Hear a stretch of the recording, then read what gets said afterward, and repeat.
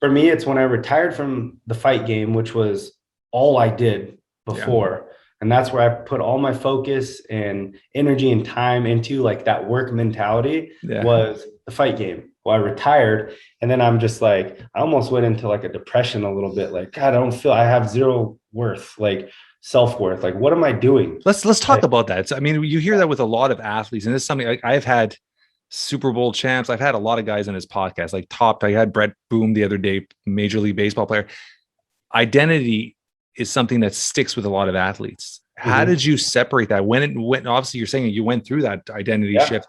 How did you break out of that? I mean, that's something I think a lot of people need to hear, and that could be even for college sports, could be anything, right? 100%, man. It's like you go from 4 years old of competition all the way up through, what I was, 20, or sorry, 34, and when I retired. And so it's like you've been an athlete, you've been that person your whole life. The finding an end goal, aka your opponent, setting up game plans, training, going through all the ups and downs through all your camp, getting in there, doing all the media and everything leading up to it. You have all eyes on you. You're getting in the octagon and you fight. Then you take a little bit of time off. You're happy, you're relaxed, you win, or you're, dealing with a loss and you're trying to figure all that out. But then you jump right back into the next one. And it's just like this constant um, lifestyle of just on. And you have those ups and downs of you're the man or you lost, or you're the man or you lost, or whatever it may be. But that's been my whole life. And then you start toying with the fact, okay, well, I'm getting to that point where I'm thinking about maybe hanging it up as a competitor.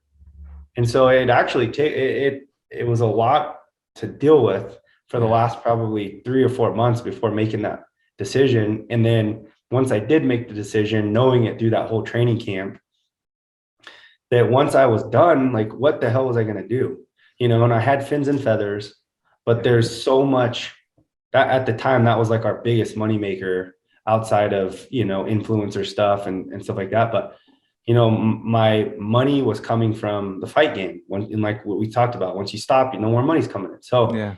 that's a huge pressure. It's like, what am I going to do for my family if this company fails? You know, like I could, at least if I'm fighting and I lose a fight, it's like, okay, well, I only got half to pay that one, but I'm going to go fighting again another 3 months or 4 months. So I'll be good there. We'll make more money there. So, you always have that like backup feeling. Well, when you're done, there was just a ton of pressure on my shoulders to Yeah. be Yeah. the provider for my family, to be successful. I don't want to let anybody down, type of thing. So then when you stop and it's like, okay, well, I don't have to go to the gym anymore. I don't really have anything to train for. I don't have an opponent. Okay, well, what do we do now? Okay, we'll go do the hunting and fishing stuff. Okay, which was great. It was doing well, but there was still that like pressure of what if it doesn't take off, and what if I fail here? That's embarrassing, and so there's just so many ups and downs. And it's like you go from being the man and in the spotlight to, that wearing off pretty quick. And now it's like, whoa, what do I do with my life? And Yeah. that's where that kind of like low spot comes from. And that lasted for me, honestly, I would say probably a good month, where it was just like, I don't, maybe even two.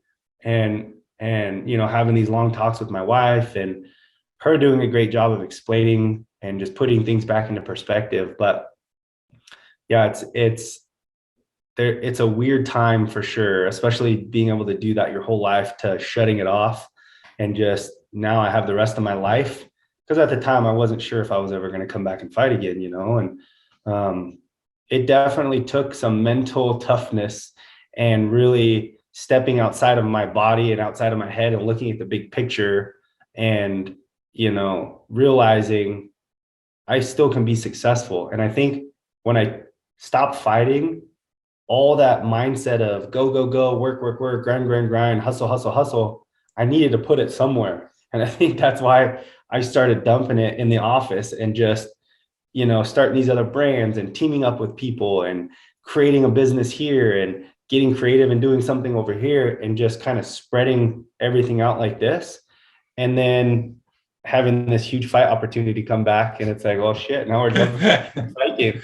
So now I have all this stuff spread out everywhere. You know what I mean? And yeah, but this is the point when, as an entrepreneur, you learn how, I always say this, learn how to fire yourself from positions. Yep. And putting yourself around the right individuals that are going to help continue the brand and build the brands. I think that's the biggest key to being a successful entrepreneur, is putting the people in the right positions to allow your crazy imagination to keep growing and